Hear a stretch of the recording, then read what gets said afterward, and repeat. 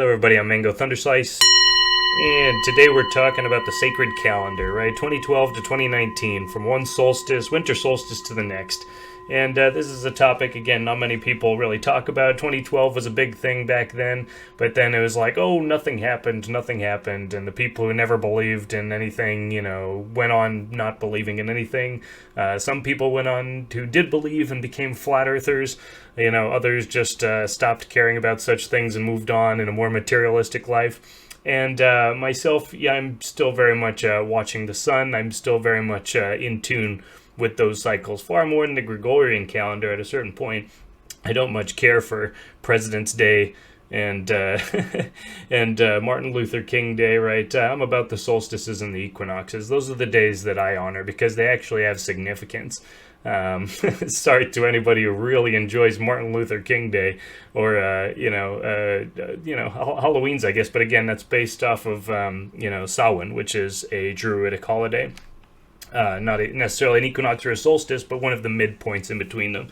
And supposedly when the spiritual world and the physical world are at their closest point. That's Halloween, right? And then we have the longest day of the year in the summer, the shortest day of the year, which is today, the winter solstice. And then we have the spring equinox, which in the Druidic calendar was the beginning of the year, is when the sun overtook the darkness again, and the light rose into the world.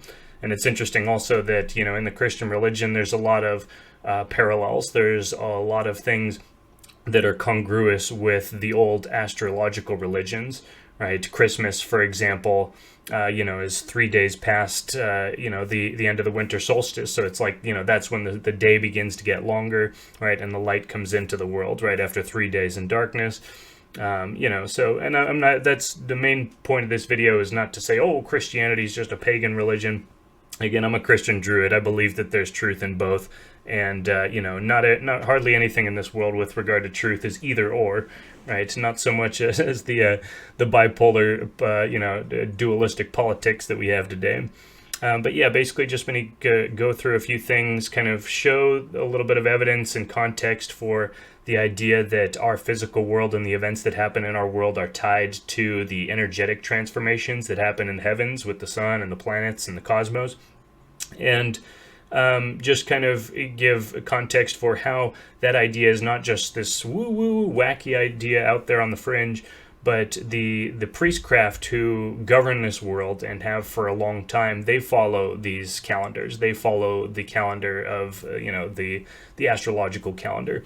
And again, it's like people say, it's like, with these elites, and they're doing these crazy rituals, and they're engaged in, this blood magic and black magic and whatnot, and all these processions. And the average person looks at him like, this is ridiculous. Like, there's no way this is true. I don't believe in magic. There's no way they believe in magic. Well, never assume that the elites act the way that you do. You'd be wrong almost every single time. And, for better or worse, there's a reason that they have billions of dollars, and there's a reason that they, engage in, satanic ritual abuse, right? I'm not saying that that it's a good thing, or those are reasons that you should follow. I'm just saying that it's cause and effect at a certain point in this universe. And, the Judaic religion, the Islamic religion, the occult Christian religion, all very much founded in pagan astrological aspects. And, the reason that there's, for centuries and centuries, been such a push against witches and heretics and whatnot, and those who go against the dogma, is because the structure of society is based off of these conceptions of what the world is, what time is, what our place is within those cycles, right? And, we down here, the plebs down at the bottom of society, right? It's, the Gregorian calendar, Christmas, Easter, New Year's, Labor Day, 4th of July, right? These are our things. And, we like them because we don't have to go to work. And it's like, that's the end of the story for us. But the word holiday means holy day. It meant a day that was important. It held some new significance, and it was something to be respected and honored. And again, we have our fake holidays now, but the true holidays are very much tied in with the cycles of the sun. And so, yeah, basically this is actually this. So this is just looking into our current solar cycle right now, the solar cycle 24 and 25, the latest updates and predictions. All right, this is where we are. The sun is pretty much the most quiet it's ever been. This is a picture of what the sun looks like on any given day now. It is just a round yellow circle, and there's no sunspots. And that is an indication of a low period of activity for the sun. And after solar cycle 24, we're pretty much down here at the very bottom, and it's projected to keep bottoming out in a new sort of solar grand minimum. And again, this coincides with the changing of the climate. The heating that we saw in the late 20th century is completely over. It hasn't happened. It's been no heating for 25 years. And the science connecting the sun to the climate is still very much an emerging model, an emerging science, but there's far more credibility in it at this point than there is in the carbon dioxide based climate model, which of course is complete nonsense. So yeah, this is just kind of showing that the sun is very quiet, and we are heading into what's likely to be an extended period of quiet for the sun. The sunspot cycle charts, and actually real quick, this is basically the Aztec Maya, or the Aztec solar wheel, right? And this was a timekeeping device. And so it just as an indication that for thousands of years, right, our ancestors and, the humans of the ancient humans of this world were following the astronomical cycles. They placed very, very high importance on them. They would make decisions, political decisions, military decisions based off of the cycles of not just the sun, but the planets, particularly Venus. And Saturn, plays a prominent role throughout. Here's an interesting document that I found. This is kind of a historical picture of sunspot cycles going back to 1750 to the present. And contingent on the last video that we did about Greta Thunberg and being a flat earther and, the climate swings that we've seen and how NASA and the usual suspects of the climate cult, they try and make it seem like the solar input is very much a constant. And that, we have to look at carbon dioxide because the sun is just constant. It can't explain the variable climate.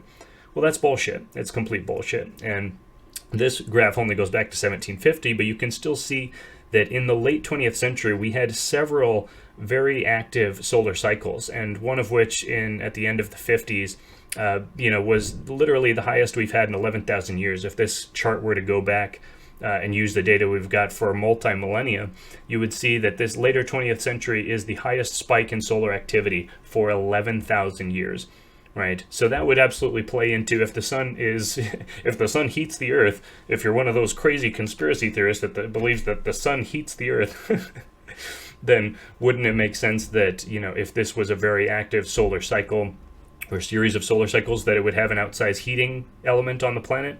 I would think so, but apparently in conventional climate science, that's heresy, right? So, and what this document is very interesting, right? Sunspots are seen as small dark spots on the surface of the sun. They were first noticed in in Western record in the year 325 BC by Theophrastus, a Hellenic scientist, and they've been counted on a regular basis since the middle of the 17th century. They come and go in cycles which average about 11 years.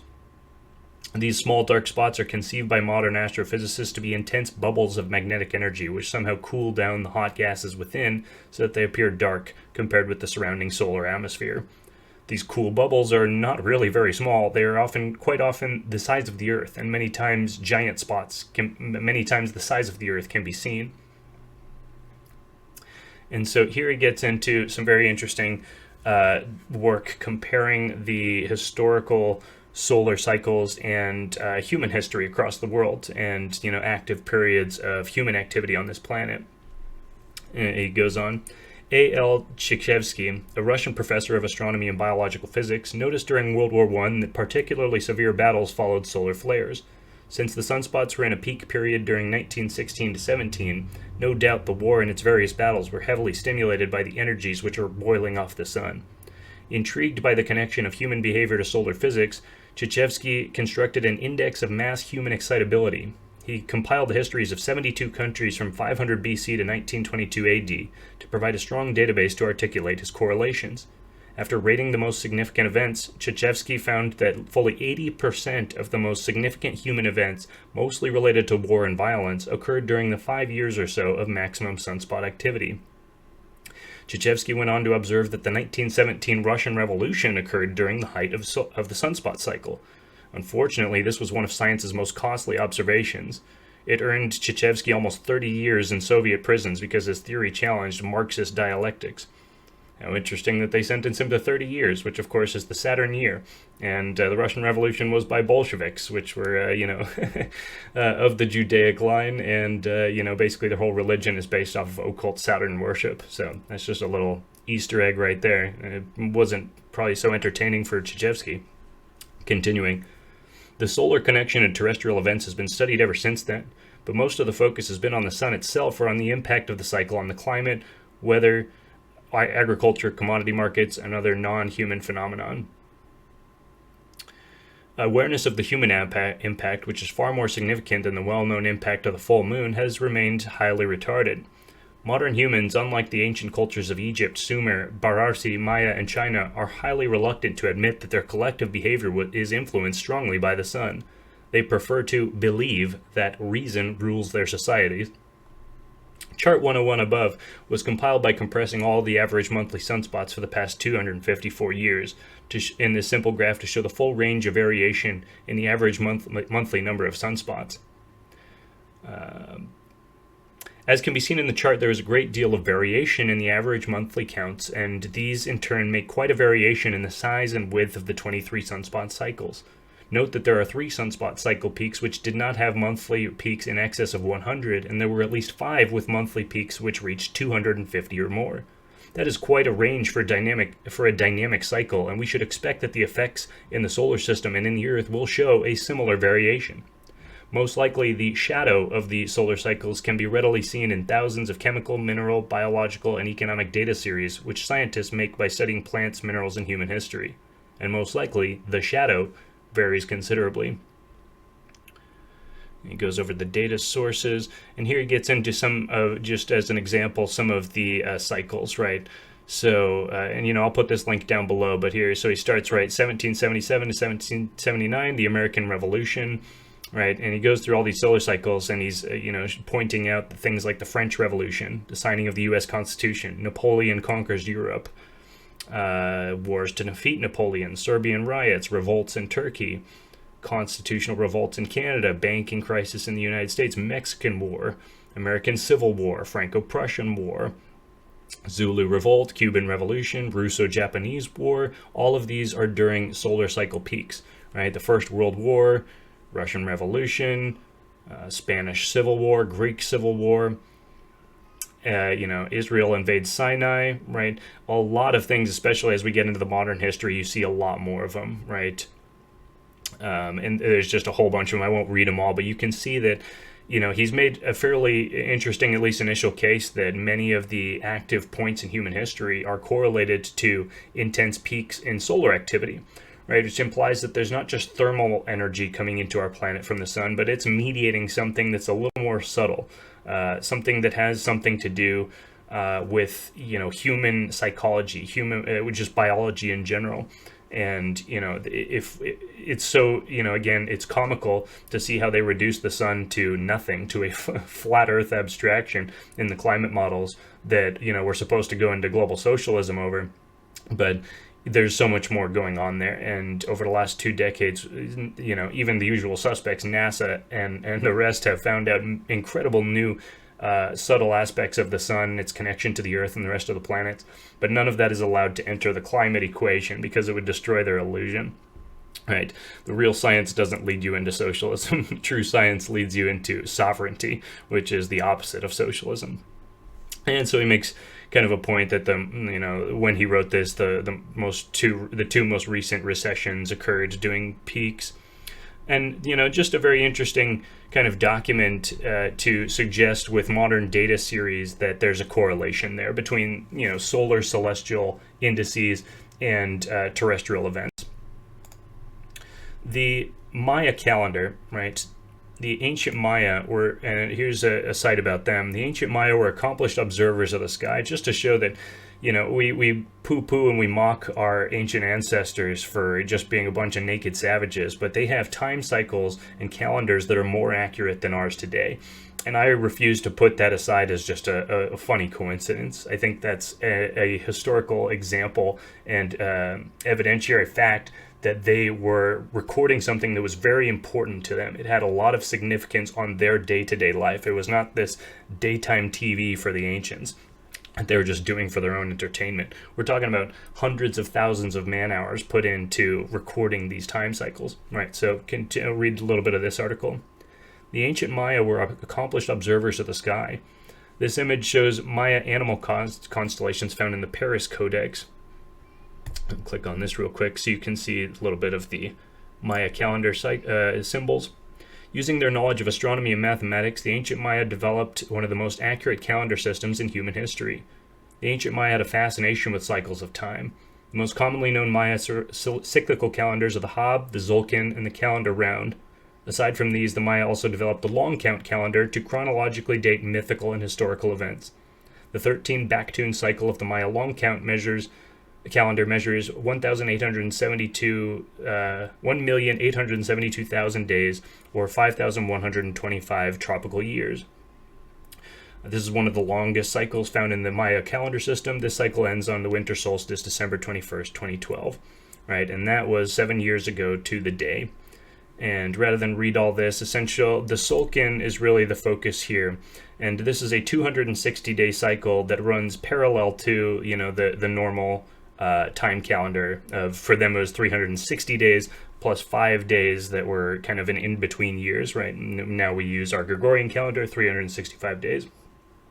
And here you can see, like interlocking wheels, the 260-day sacred Solkin calendar interacted with the normal Hab, time cycle, the year, to form the hybrid calendar, and this was the long count. And so the 260 days is also the human gestation cycle. It's how long it takes for, a baby to go from conception to birth on average. So again, it's interesting to think that these sacred time cycles are very much intimately connected with human gestation, with biological progeneration, and again, that fractal cycle of repeating.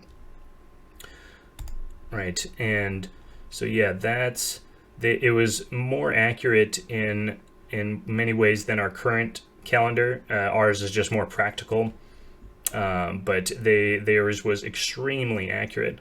Right, and their long count ended on the winter solstice, 21 December 2012.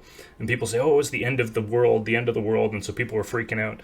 And, some of these other articles like, well, it wasn't the end of the world, it was just the end of a cycle. Well, the word world meant a cycle. It meant a period of time. So the end of the world literally just means like the end of a very long year and the starting of a new one. And so, right, we have, our 7 years past then is also known as a Shemitah. This is a Jewish time cycle unit, and it's 7 years. It, goes back to the Bible and the Old Testament, and it's a 7-year cycle. It's kind of the Sabbath year, just like, there's a Sabbath for Christians and Jews, right? They have one day of the week where they rest. There was kind of a similar thing with the years, and the Shemitah was a 7-year time cycle. And, there's some historical stuff in here. What was it? Jeff Berwick, master scam artist masquerading as an anarchist. He basically, back in 2015 or whatnot, made this whole thing saying that the Shemitah was going to, herald the next economic collapse and whatnot. Didn't quite happen. Although the date that he selected to be the Shemitah end was the day that the Schengen zone and the Eurozone actually collapsed. And so that's the only interesting thing that happened on the day that he pointed out. But in any case, just pointing out the 7-year time cycle is also part of the sacred calendar. And that is a quarter of a Saturn year. A Saturn year is about 28 to 30 years. And this, again, Saturn plays a very, very prominent role in a lot of these sacred calendars, especially for the Judaic time cycle. And, yep, right. The orbital period, about 29 years. So, and it changes, from time to time. It's 28 to 30. So 7 years is a quarter of a Saturn year. So we've now completed the first quarter of the first Saturn year in the Aquarian age, if you will, in sixth world, as I call it, right? Because fifth world, the fifth world of man, ended on the winter solstice 7 years ago. And now we are in, basically, we're done with quarter one of the first sacred year in the new age, so for lack of a better word. Right, and Saturn worship, again, I've done a bunch of videos about this, which you can find. I'll put links down below, but, you know, the black cube aspect, El was the name of the god Saturn, and they hide these, you know, they build these things in the modern world, right? They're hiding in plain view their worship of this occult calendar, which is very much tied to Saturn. Right, here's a rabbi wearing a black cube on his forehead. And the six-pointed star on the Israeli flag is, you know, essentially a cubic sort of icon. And so, yeah, this is just going into a lot of the different symbolism that we see. And, you know, again, I'm not trying to make a huge deal out of this right now, just to point out that Saturn is very much a part of the Judaic religion, of the sacred time cycle. And this is very much a part of our modern world. It has not gone away. It's not like a just cute little, you know, aspect, you know, trivia about, you know, the ancient Jews. It's very much it's something to do with the modern Jews and the calendar and the system that this world is running on. Why is that, you know, important? Is it just, you know, more religious nonsense?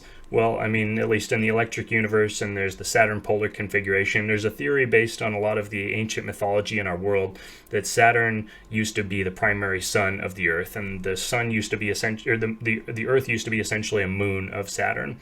And the Saturnian system, which included Mars and Earth, came into contact with what we're now calling the sun, right? The solar system, which included Jupiter and Mercury and possibly a few others. And essentially, Saturn was known as Kronos, and then Jupiter was known as Olympus, right? And so, you know, when in the Greek mythological cycle, Olympus, or Zeus rather, not Olympus, right? Mount Olympus is the mountain, but Zeus is Jupiter and Kronos is Saturn, right? In the Greek cycle, Zeus comes in and overthrows Kronos. And this very much could have been this interplay between these planets, which from humans would have been this drama playing out in the sky. And so these movements of the planets aren't just these, you know, meaningless details, right? They were very much affecting actual geologic events on Earth. This is the theory, you know, this is not something we can prove per se, but it very much lines up with the idea that our ancients were not idiots. They were not just recording all of these mythological cycles for their own entertainment, but actually recording it for a very specific purpose, for their progeny could know what happened in the sky, what they were seeing. And now we just poo-poo it all and treat it as if it's meaningless. What if it's not meaningless? What if they're telling us something very important? And, you know, basically the idea is that a Herbig-Haro object, right? This is a axial emission from a dying star, an accretion disk. Basically, these are observed in the cosmos. Here's essentially like a picture of one being emitted. And they're saying that they're suggesting that rather than an accretion disk, which is the conventional model today, that the Saturn system was built and formed out of a Herbig-Haro object, and that's why they were in an alignment, right, rather than in a disk, right, kind of like our solar system today. But when those two systems collided, then you had them mixing together, and eventually they settled into the pattern that we have today. And perhaps one of the planets was destroyed, which is why we have an asteroid belt. Maybe it's debris just ripped from Mars. You know, Mars has these huge, you know, gashes across it, these scars. That could have been from lightning bolt, you know, electric discharge between the planets as they came into this, mutual configuration. And yeah, also the other thing is the axial tilts of the planets are all very different. Earth, Mars, and Saturn are all very similar. Jupiter and Mercury and the Sun are very similar. Some of the other planets are kind of in between, but the axial tilts of the planet imply that they came from different sources. And that's just something that you wouldn't really expect to see if all of our planets evolved together on the same accretion disk. So yeah, Saturn theory, the idea of Saturn being our previous sun, definitely a controversial idea, but it has attracted attention from a lot of scholars throughout history. Again, I'll put these all down below. I'm not going to go through all these quotes, but a lot of people pointed out that the mythological character and role of Saturn was very prominent, and today we just know it as this dim little light, that looks like any of the other stars in the sky, just a little brighter. But to them, they all reported Saturn as being very bright, central, fixed, and prominent in the sky. So, you either have to believe at a certain point that all of our ancestors were idiots, or you have to believe that they were telling you something that you just haven't understood until this point. And, I don't believe that our ancestors were idiots. Again, their time cycles and calendars were so precise, it's just not possible. It's not feasible to me to say that, oh, they're just, a bunch of naked savages. I very much, the more likely situation to me is that they knew what they were talking about. They're as smart as that we are today. And that the reason that there's a movement to make them seem like a bunch of naked savages and not, very intelligent predecessors of ourselves, is because there's a lot of validity to what they believed. And if we were to come into a modern awareness of these sacred time cycles and the etheric nature of the universe and these subtle influences that the sun and the cosmic indices have on our biology and our planet, well, a lot of the control systems would fall out of place, not least of which the climate scam, right? But very much more, there's a spiritual aspect to it. And the spiritual potential of the human being, which is connected to the biological potential of the human being, is very much connected to our idea that we are a part of the universe and that we are etherically connected to everything that we encounter. And so they want us to think that we're dead and separate, and everything in the universe is dead and separate. That's what relativity is, right? Separate, relative frames of momentum, right? Inertial momentum frames. That everything in the universe is disconnected, whereas the spiritual idea of the universe is that everything is connected, and there's a universal time cycle and a calendar that governs and controls and guides everything. And just kind of a last little chart to look at. You can see this is the ice core data, 420,000 years of data for temperature, dust, and CO2. And so main point here is that you see these huge cycles, and then it's really only within the last 10 to 12,000 years that this little shelf right here, if we extend this out, all of a sudden our climate is now within this 4 °C temperature range. And that's the extreme variability. In between, it's really about a 1 to 2 °C temperature range. But before that, we had these wide cycles. So something changed qualitatively in the last 10 to 12,000 years that brought our climate into a much more stable range. And so what is that exactly? And this is what we're exploring, in a lot of the ancient human history videos that we've got on our channel in our playlist, and I'll link to that again down below. So anyway, that's basically my video today, right? We're first quarter into the first Saturn year of the Aquarian age, and right, everything has changed. So, and to close out with just some more info and a personal timeline to go with the geological and planetary timeline. Here's an image from when the people like Jeff Berwick and others were putting together this Shemitah market collapse timeline. Right, they're essentially trying to line up the 7-year cycle with various stock market crashes and economic drops and whatnot, and then at the end lining it up with the return of Christ and judgment and the tribulation and the Antichrist and the rapture and whatnot. Won't necessarily get into all that, but I do in that line, I agree that there is a increasing vibration on this planet that leads to a crescendo, and that is kind of the conclusion of everything that's happened on this planet up until this point, and the beginning of a new age that will be defined by that act, which is, kind of what, our modern calendar is based on, supposedly Christ doing that 2,000 years ago. He came, concluded all of the timelines that were extant and outstanding up until that point, and started a new age based on a new paradigm and a new dynamic. And I do think that that is happening right now. and in our lives we will see changes that will be on par with what happened back when Christ went into the temple and the fall of the Roman Empire, of the succession of the next few hundred years and whatnot. And there's very important things that happen on this planet. They're very much tied to the solar cycle. And right, so if we look at 2012 as the beginning of this 7-year cycle, right? At least for me, that at the end of 2012, the 7 years ago to the day, I did some hit a Dimitri and got crowned by the horned deer god and entered into a hyperdimensional state, and essentially it was kind of a coronation process for me personally, a psychedelic coronation by these entities, that exist beyond time and space, and, is essentially, all right, go forth, Mango. You're going to be the one to be the galactic portal. You're going to be the one to tell these people. Many of them, most of them will probably think you're crazy, but a few of them will actually get a lot of value from what you say, and, it's important that you go forth and say it, and that's kind of, the basis of this channel. 2 years later, this YouTube channel would start. A Space Panther came back from Asia. She had been traveling in Asia for a year and a half, and she came back essentially in December of 2012. And essentially our current relationship started essentially, December 21st, 2012, not exactly to the day, but that New Year Eve was when essentially, she came back and we got together, and we've been together ever since.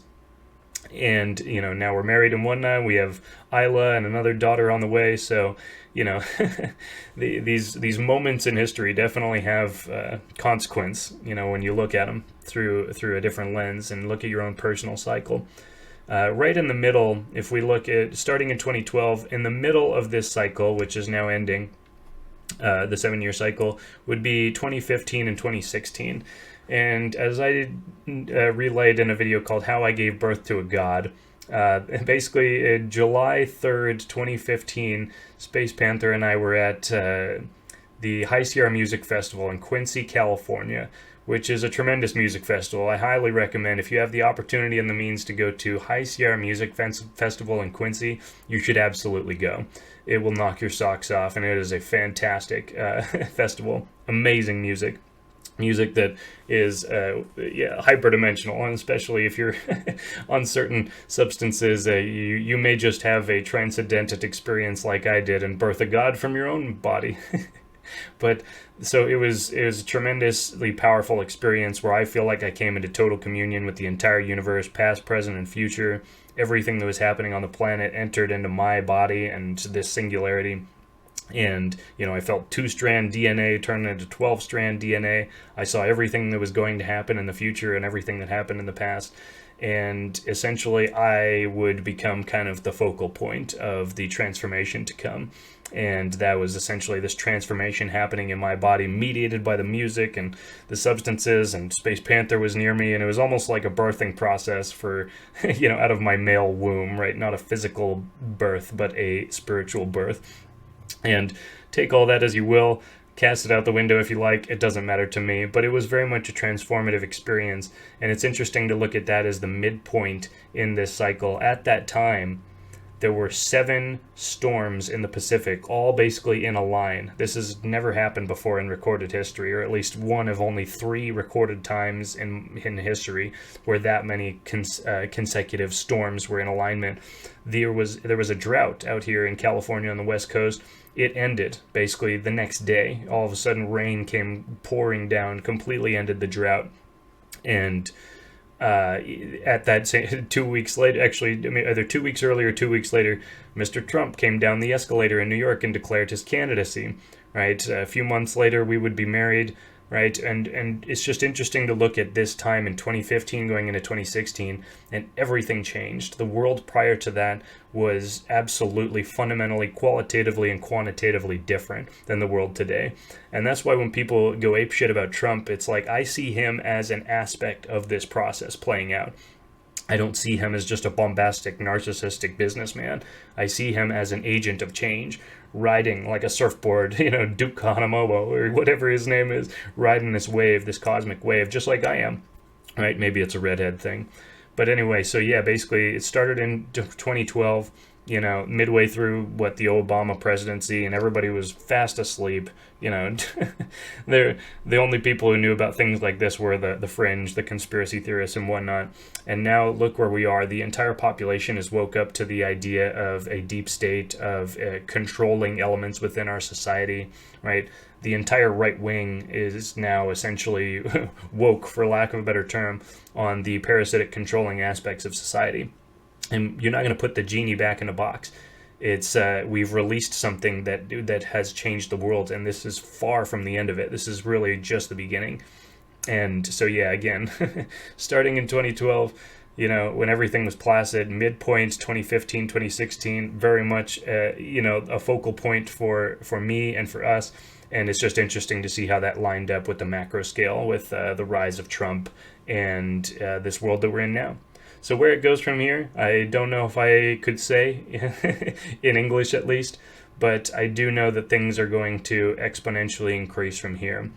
And like I said a few videos ago, those who are in tune with Sixth World and the world to come, and to have reached that singularity within themselves, they're going to prosper massively in this time to come, this age. And it's already happening. And those who are holding on to the vestiges and the remnants of the last world, what I call Fifth World, it's going to become very, very hard for them. The people who believed in Russiagate, for example, are hardcore Fifth World, you know, basically, and they're not going to let go. They're going to go down with the Titanic. And again, it's very important that you and I and the rest of us who are awake not grab onto them and try and bring them up, because they will drag you down. Right? It is very important that we keep an eye on this wider paradigmatic change, and not, you know, lose our shit because some of our individual family members and friends are losing their shit, right? You know, at a certain point, just, you know, hey, blessings and, you know, cheers on your path. But, you know, it's going to get crazy. And again, for those of you who have your center, who have reached that singularity, who are moving forward in this wave in Sixth World, oh brother, oh baby, it's going to be fun. It's going to be great, and we're gonna make a lot of wealth. We're gonna make a lot of changes in this world, and we're gonna create you know, families and events that the world has never seen before. But again, for those who haven't quite reached that point and still think that everything that they've known in the old world is really still here and governing, they're gonna fall, and they're gonna fall hard. And you know, it's just I just want to bring this message forth so you can be prepared as much as you can. You know, if you if you resonate with this video, give a thumbs up, right? If you're stuck in Fifth World and think that Russia hacked the election and Putin is the most pressing threat to our terrestrial world, then go ahead and hit the down button. But if you're ready to see what comes next, and to take your own sovereignty, and to build up wealth and status and power in this new world, and change it for the better, and to liberate all the living beings on this planet, well, then give a big old thumbs up down below and leave a comment. Share this video far and wide. You know, basically a little metaphysical synopsis of where we are. You are here, right, in the great map of the cosmic timeline. And it's going to get more and more fun. So that's my video today. Hope you're all having a great one, and I'll see you next time. Cheers.